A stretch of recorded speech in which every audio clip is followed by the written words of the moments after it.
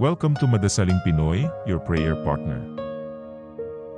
Ngayon ay Huwebes ng ikalawang linggo sa panahon ng pagdating ng Panginoon. Ang mabuting balita ng Panginoon ayon kay San Mateo.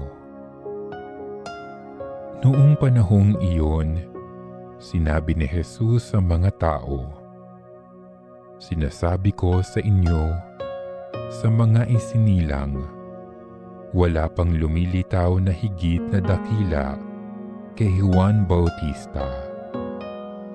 Ngunit ang pinakaaba sa mga taong pinaghaharian ng Diyos ay dakila kaysa kanya."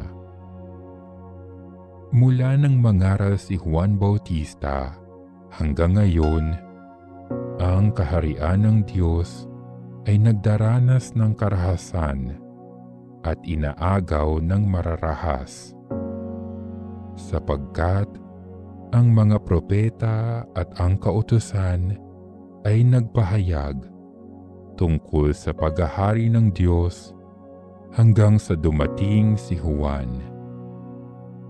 Kung maniniwala kayo, siya ang Elias na darating.